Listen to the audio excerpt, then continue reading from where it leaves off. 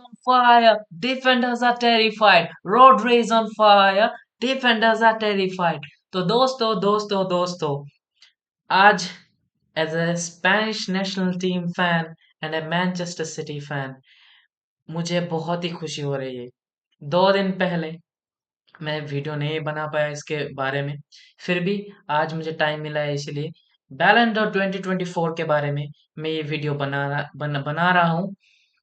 तो आप जैसे आप सभी को पता है कि रॉड्री इज द बैलन डोर विनर ऑफ 2024 और उन्होंने एक डिफेंसिव मिडफील्डर होते हुए भी ये बैलन डोर जीतना बहुत ही बड़ी बात है, क्योंकि मॉडर्न एरा फुटबॉल को ज्यादातर कहा जाता है कि ये स्ट्राइकर को ज्यादा फेवर करते हैं, या फिर जो अटैकिंग मिडफील्डर होते हैं उन्हें ज्यादा फेवर किया जाता है। फिर भी ये जो इस साल की बैलन डोर विनर जीत के रॉड्री ने ये बता दिया है कि अगर आप मेहनत करोगे तो आप कभी ना कभी कहीं ना कहीं आपको वो सक्सेस, वो रिजल्ट आपको मिलेगी। मैनचेस्टर सिटी एक नया मुकाम में लेके गए थे रॉड्री। पिछले साल 2-3 मैचेस सिर्फ वो नहीं खेले थे, वो 2-3 मैच में पूरे बिखरे हुए लगे मैनचेस्टर सिटी।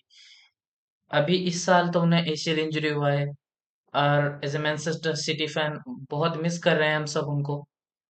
फिर भी अगर हम बात करते हैं मैं रॉड्री के बारे में, रॉड्री के अचीवमेंट के बारे में, रॉड्री की शुरुआत उनके लाइफ में एटलेटिको मैड्रिड में, वहां पे उनके एकेडमी के प्लेयर्स थे। फिर वो धीरे धीरे जब स्पेनिश नेशनल टीम में आए तो उनका जो सीनियर थे, उनका फेवरेट प्लेयर उनके पोजीशन में वो खेल रहे हैं अभी भी, बुस्केट्स, सर्जियो बुस्केट्स वहां पे डिफेंसिव मिडफील्डर थे। वो actually icon. Spain football team के अगर हम फैन के बारे में बात करें कि हमने वो चीजें देखी है स्पेन नेशनल टीम में, तो शायद ही कभी इतना डोमिनेटिंग मिडफील्ड कहीं पे वो 2012 की बात कर रहा हूँ। 2012 में जब स्पेन उतरती थी, यूरो यूरो जीती थी 2012 में, उनका कोई ज्यादा अच्छा स्ट्राइकर ही नहीं था। मतलब फर्नांडो टोरेस थे, डेविड विया थे, पर फिर भी वो ज्यादातर एक्चुअली नंबर 9, फॉल्स 9 की पोजीशन में खेलते थे। तो वहां पे मजाक मजाक में बोलते थे कि वो स्पेन खेल रही है 4-6-0 में। मतलब आगे कोई स्ट्राइकर ही नहीं, 6 6 मिडफील्ड रहते थे। तो इतना डोमिनेटिंग मिडफील्ड था स्पेन में।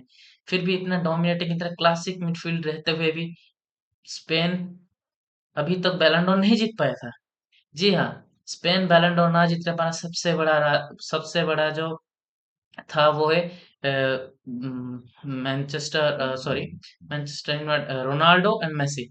इन्हीं की वजह से हमें जावी को नहीं मिला बैलन डोर।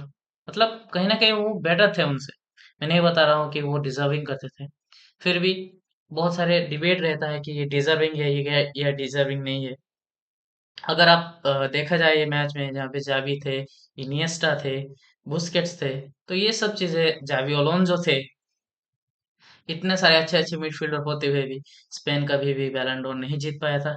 फिर भी इस साल रोड्री ने वो 64 इयर्स का जो ड्रॉट था स्पेनिश फुटबॉल में, वो ड्रॉट को वो उन्होंने फुलफिल किया, वो कंप्लीट किया, वो बैलन डोर विनर्स के लिस्ट में अपना नाम ऐड किए हैं। फिर भी अगर आप बात करें कि प्रीमियर लीग की हिस्ट्री में आखिरी बार प्रीमियर लीग की हिस्ट्री में रोनाल्डो ने जीता था 2008 में, उसके बाद 2024 में जीते हैं रॉड्री। मैनचेस्टर, वही मैनचेस्टर पर मैनचेस्टर की अलग टीम, जैसे मैनचेस्टर सिटी से। Manchester City, as a Manchester City fan, एक बहुत बड़े हिस्ट्री से कुछ कम नहीं है, क्योंकि हमने हमारे टीम का पहला यूसीएल टाइटल जीतते हुए देखा, लगातार प्रीमियर लीग टाइटल जीतते हुए देखा, और जो हिस्ट्री बनाते हुए देखा, ट्रेबल विनिंग, जो ट्रेबल के लिए घमंड करते थे मैनचेस्टर यूनाइटेड कि हम एक इंग्लिश टीम है जो ट्रेबल जीते थे, वो घमंड को कहीं ना कहीं तोड़ने में रॉड्री का ही हाथ था, क्योंकि रॉड्री का वो परफॉर्मेंस उस साल टोटली डोमिनेटिंग था मिडफील्ड में, कोई उनसे बॉल ही नहीं लेता था। अगर आप बात करें कि रॉड्री और बुस्केट के बीच में क्या डिफरेंस है, मैं आपको बता रहा हूँ कि बुस्केट्स एक प्रॉपर डिफेंसिव मिडफील्डर थे।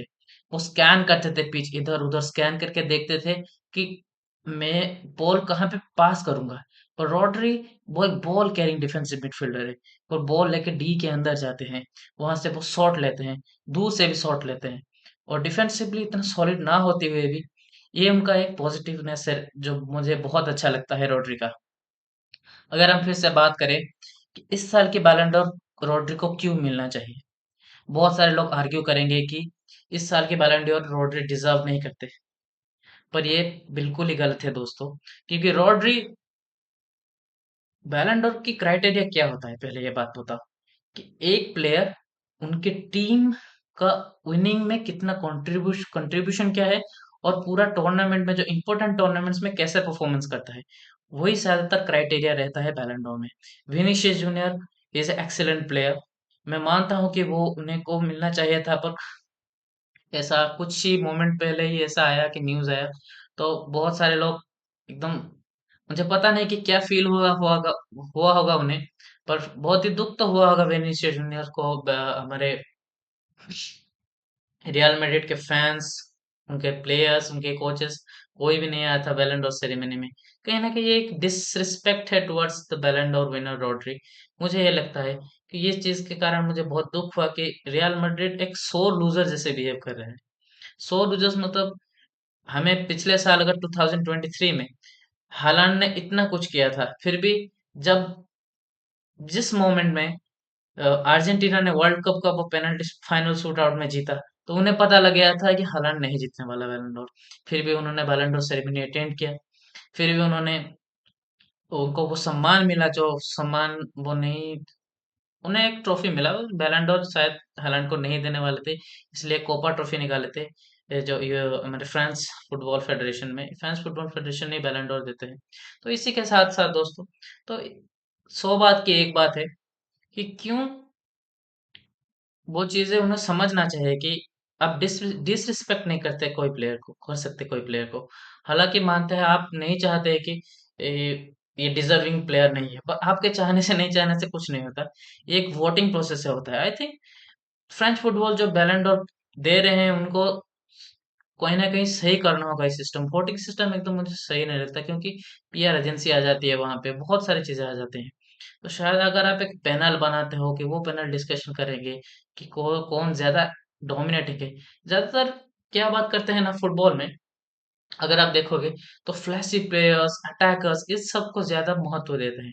पर अगर कोई अच्छे से फुटबॉल देखता है, समझता है, तो वो जरूर एक मिडफील्डर और एक डिफेंडर और एक फुल बैक, ये सब का तारीफ जरूर करेगा, और एक गोल कीपर ऑल्सो। ओके, तो फुटबॉल एक as whole total package I think. तो again congratulations Rodri and Manchester City fan, Spanish national team fan, आप डिजर्व करते थे। और आपके ये परफॉर्मेंस जो आपने दिखाया था कुछ सालों से, तो आप, ये आपको ये रिजल्ट ही मिला है, आपको फल मिला है आपके परिश्रम का। फिर भी हम बहुत दे आपको, आप कब रिटर्न करेंगे, शायद रिटर्न करेंगे नेक्स्ट साल से वो आएंगे मैनचेस्टर सिटी में। फिर भी मैं चाहता हूँ कि उनको best of luck, Spanish football को best of luck. And please please please, आप रॉड्री को डिसरेस्पेक्ट नहीं करिए इंटरनेट में। वो उनसे अच्छा शायद मुझे नहीं लगता कि कोई प्लेयर होगा अभी फुटबॉल में। उन बेचारे का तो सोशल मीडिया अकाउंट में नहीं है, फिर भी सोशल मीडिया अकाउंट में कितना सारे ट्रोल कर रहे हैं जो मैनचेस्टर सिटी हेटर हैं और रियल मैड्रिड के फैन हैं। फिर भी मैं आपको बताना चाहता हूँ कि ये चीजें एक हिस्ट्री में अपना नाम लिख के वो गए हैं, तो आप उन्हें डीमीन नहीं कर पाएंगे, डीमीन नहीं कर सकते। So please don't disrespect him, and we should start a healthy and creative role in our society of the, as a football fan.